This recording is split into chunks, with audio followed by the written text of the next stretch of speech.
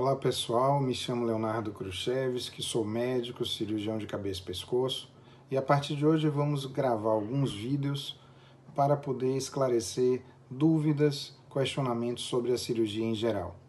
No vídeo de hoje nós vamos conversar exatamente nas cirurgias na época da pandemia do coronavírus. Quais são as influências, quais são as alterações, quais os cuidados que os pacientes têm que ter para não se expor ainda mais à pandemia do coronavírus. Estamos vivendo uma situação muito singular. A pandemia do coronavírus modificou uma série de atividades na sociedade, fez com que as pessoas se reunissem em quarentena e modificou e lentificou uma série de processos. Com a cirurgia e com a medicina não foi diferente. Apesar das emergências, das unidades de terapia intensiva, dos infectologistas, epidemiologistas estarem sobrecarregados, alguns aspectos médicos sofreram mudança. Uma série de exames e cirurgias que são chamados eletivos estão sendo adiados para se esperar que a curva de espalhamento da doença diminua e assim se possa utilizar esses procedimentos eletivos de volta para que não haja maior perigo para o paciente ou para a equipe médica. Em outras palavras, o que se pergunta é: será que vale a pena um paciente que tem um diagnóstico de uma doença com uma cirurgia como terapia, nesse momento, adiar a cirurgia para que não haja contaminação tanto do paciente quanto da equipe médica? Ou, apesar da pandemia, será que é melhor já fazer o tratamento desse paciente cirurgicamente, mesmo com o risco da equipe e do paciente vir a se contaminar e, o que é pior, poder desenvolver, lamentavelmente, a pior forma da doença do coronavírus? Nós temos 3 tipos de cirurgia: a cirurgia eletiva, a cirurgia de urgência e a de emergência. A cirurgia eletiva é exatamente aquela em que o paciente tem todo o tempo para fazer os exames, para ter um diagnóstico. Muitas vezes o paciente vai num consultório médico antes, tem uma queixa, um lamento, e o médico faz a pesquisa e depois do diagnóstico feito, é então discutido entre médico e paciente o melhor tratamento e a melhor data para se fazer a cirurgia. Como exemplo de cirurgia eletiva, podemos citar um paciente que tenha uma fragilidade na parede abdominal e tenha uma chamada hérnia umbilical. Esse é um tipo de cirurgia que, se o paciente não tem piora do seu quadro clínico, ela pode ser postergada, pode ser adiada. De uma forma geral, as cirurgias eletivas são para patologias que podem sim aguardar a pandemia parar de crescer e ter seus números arrefecidos, diminuídos, para que o risco de contaminação ou de infecção sejam menores. As cirurgias de urgência são aquelas que o paciente tem uma doença que, se não se fizer nenhuma intervenção cirúrgica nas primeiras 24 a 48 horas, esse paciente pode ter um desfecho, uma evolução muito ruim.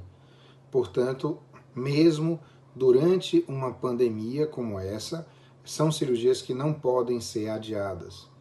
Um exemplo de uma patologia que pode levar a uma cirurgia de urgência é a inflamação do apêndice secal, o chamado apendicite.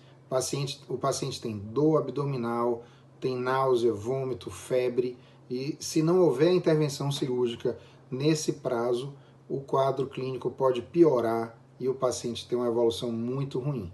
Portanto, cirurgias de urgência não devem ser adiadas, não devem ser postergadas, apesar da pandemia do coronavírus. E o terceiro tipo é a cirurgia de emergência. Como o nome diz, é uma cirurgia que, em hipótese alguma, pode deixar de ser feita e que deve ser feita com a maior brevidade possível. Um exemplo é por um ferimento por arma de fogo, numa região perigosa, seja um tórax ou abdômen, em que o paciente está com a queda da sua pressão arterial, com a perda de sangue, que urge a intervenção cirúrgica. Essa é uma cirurgia que deve ser feita com toda brevidade e que, com pandemia, sem pandemia, sempre será necessária a sua execução para conseguir salvar o paciente dessa situação que se degrada a cada tempo que passa. Mas será que toda cirurgia eletiva deve ser postergada ou adiada? Não. Nós temos 3 grupos de doenças que não devem ser postergadas, apesar de serem eletivas. A grande maioria das cirurgias eletivas, o bom senso diz, evitar um risco a mais para o paciente e vamos então adiá-la. Mas pacientes que tenham patologias cardiovasculares graves que podem instabilizar o paciente, pacientes gestantes que já estejam a termo com necessidade de parto ou gestantes de risco, também não se pode adiar. E por último, um grupo de patologias as quais eu trato, que são as neoplasias malignas, o câncer. O paciente com diagnóstico de câncer, ele tem, de certa maneira, uma corrida contra o tempo, não é? E dessa forma, se nós postergamos, nós podemos causar um malefício ainda maior. Quando o paciente tem um diagnóstico de uma neoplasia maligna e faz parte desse grupo, é fundamental que o médico, através de exames, do exame físico, da história, do conhecimento do paciente, saiba o estadiamento desta doença. O estadiamento é, em outras palavras, o tamanho que essa doença, que esse tumor, tem no corpo, no organismo desse paciente naquele momento. É como se fosse uma foto, mas ele não é estático. O estadiamento é dinâmico. À medida que o tempo passa, a tumoração pode tanto crescer em tamanho quanto se disseminar no corpo, de forma que, tendo-se um diagnóstico de câncer, o paciente e o médico devem conversar e avaliar muito bem essa balança de risco e benefício. Uma equação deve ser montada para que se tenha o melhor benefício para o paciente. Nessa equação, nós vamos avaliar quem é o paciente que está na nossa frente, as suas condições clínicas, a sua capacidade de resistir a uma evolução de um tumor maligno e também o comportamento biológico da doença. Que tipo de câncer é esse? Qual a agressividade? Como ele se comporta? É mais agressivo? Se espalha mais? Ou é mais leniente e demora de se desenvolver?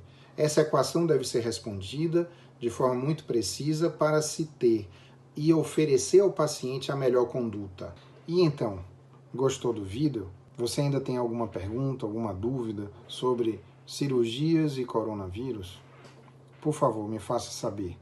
Eu terei o maior prazer tanto de responder, quanto a depender das perguntas e do desejo de vocês, gravar um novo vídeo para elucidar mais questões.